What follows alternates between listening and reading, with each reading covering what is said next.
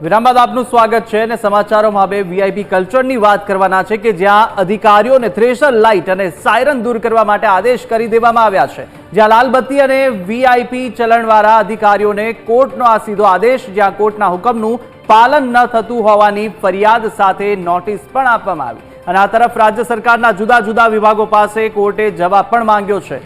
જ્યાં 7 દિવસમાં આદેશનું પાલન ન થાય તો કાર્યવાહી કરવામાં આવશે તેવો પણ ઉલ્લેખ કરવામાં આવ્યો છે। કલેક્ટર, એસડીએમ, સચિવો અને પદાધિકારીઓ કરે છે થ્રેશર લાઇટ અને સાયરનનો ઉપયોગ।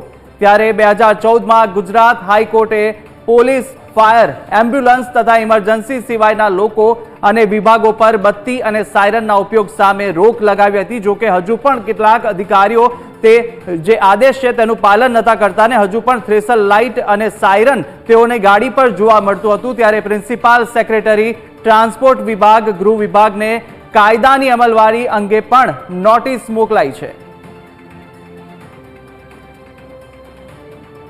તો આજ મુદ્દે આપણી સાથે આઉટપુટ એડિટર જીગર જોડાયેલા છે અને સાથે સંવાદદાતા જયેશ પણ જોડાઈ ચૂક્યા છે।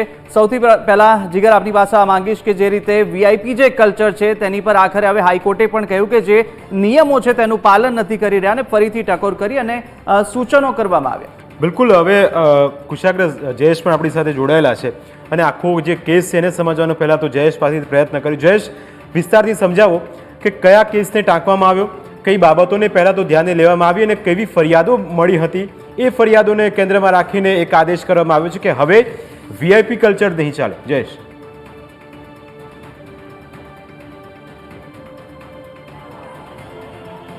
જી ચોક્કસથી જે પ્રકારે 2014માં ગુજરાત હાઈકોર્ટે એ આદેશ છે તે કર્યો હતો કે જે સરકારી વાહનો છે તેમાંથી જે લાલ બત્તી છે તે હટાવી લેવામાં આવે, કારણ કે એ બાબત ત્યારે પણ સામે આવી હતી કે અનેક અધિકારીઓ છે તે વીઆઈપી કલ્ચર છે તે ભોગવી રહ્યા છે।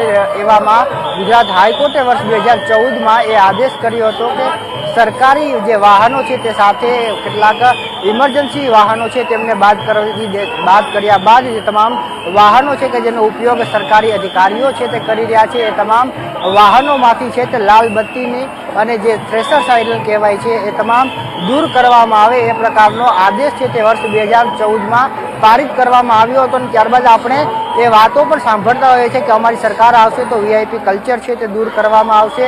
એક સમય એવો પણ હતો કે ખુદ વિજય રૂપાણી જ્યારે મુખ્યમંત્રી હતા ત્યારે તેમણે પોતાની જે કાર આવતી કાફલો હોય છે તેમાંથી પોતાની કારમાંથી લાલ બત્તી દૂર કરતા હોય એ પ્રકારના દ્રશ્યો આપણે વિજય રૂપાણીના જોયા હતા। પરંતુ ત્યારબાદ જે નાના અધિકારીઓ છે, એસડીએમ સહિતના જે અધિકારીઓ છે તે પોતાની ગાડીમાં આ પ્રકારની લાલ બત્તી છે તે રાખીને ફરતા હતા એ વાત સામે આવી હતી। ત્યારબાદ સખ્ત આદેશ ગુજરાત હાઈકોર્ટ દ્વારા 2014માં છે તે આપવામાં આવ્યો હતો અને કહેવામાં આવ્યું હતું કે જે લાલ બત્તી છે તેનો ઉપયોગ ન કરવામાં આવે, પરંતુ કોર્ટનો ક્યાંક ને ક્યાંક હુકમનો તિરસ્કાર થતો હોય એ પ્રકારની ફરિયાદ ફરી ગુજરાત હાઈકોર્ટમાં પહોંચી છે।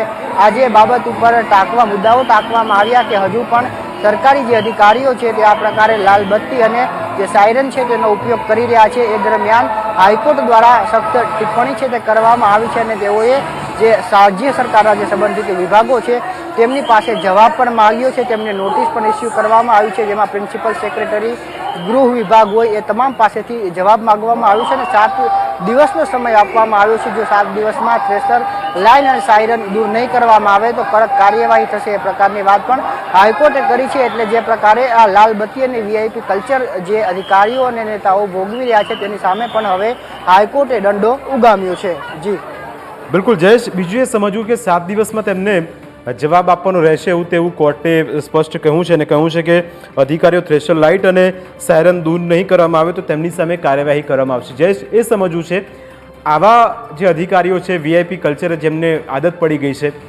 જો એ નિયમોનું પાલન કરતા નથી તો કયા પ્રકારની કાર્યવાહી તેમની સામે થઈ શકે?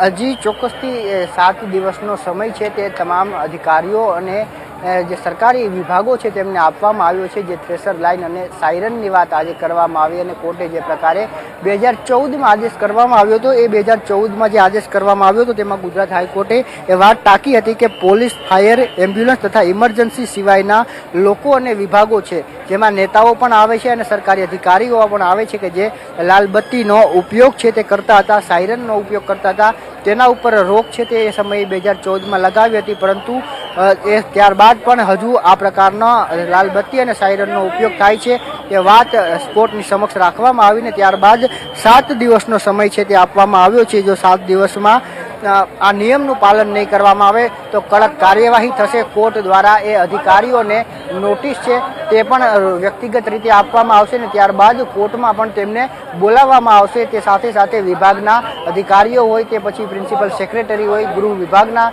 સેક્રેટરી હોય, તમામ પાસે 7 દિવસમાં જવાબ માગવામાં આવ્યો છે. એટલે કોર્ટે દંડો ઉગામ્યો છે. ત્યારે અધિકારીઓ જે પોતાની લાલ બત્તી અને સાયરન છે તે તો ક્યાંક દૂર કરી દેશે, પરંતુ 7 દિવસ બાદ ફરી એ સ્થિતિ જોવા મળશે. કારણ કે જ્યારે 2014માં આ પ્રકારનો આદેશ કરવામાં આવ્યો હતો ત્યારબાદ સાયરનો અને લાલ બત્તીઓ છે તે હટાવી લેવામાં આવ્યા હતા, પરંતુ ફરી એ સ્થિતિનું નિર્માણ થયું. આપણે હજુ પણ જોઈએ છીએ જાહેર રોડ ઉપર કે કેટલીક સરકારી ગાડીઓ હોય કે જેમાં અધિકારી ખુદ નથી હોતા, પરંતુ પોતાનો પરિવાર હોય છે, ને એવામાં પણ લાલબત્તી અને સાયરનો છે તે વાગતા હોય છે. ત્યારે આ બાબતની નોંધ કોર્ટ દ્વારા લેવામાં આવી છે અને જો 7 દિવસમાં યોગ્ય નહીં કરવામાં આવે તો એ અધિકારીઓને વ્યક્તિગત રીતે પણ તેડું છે તે મોકલવામાં આવશે અને જવાબ પણ આપવો પડશે અને કોર્ટમાં રૂબરૂ આવવું પણ પડશે. જી બિલકુલ જયેશ, તો સમગ્ર માહિતી બદલ આપનો આભાર અને જીગર આપનો પણ આભાર. તો જે રીતે હાલ તો કોર્ટે 7 દિવસમાં આદેશનું પાલન કરવા માટે જણાવ્યું છે અને જો પાલન નહીં થાય તો કાર્યવાહી પણ કરવામાં આવશે તેવો સ્પષ્ટ ઉલ્લેખ હાલ કરવામાં આવ્યો છે.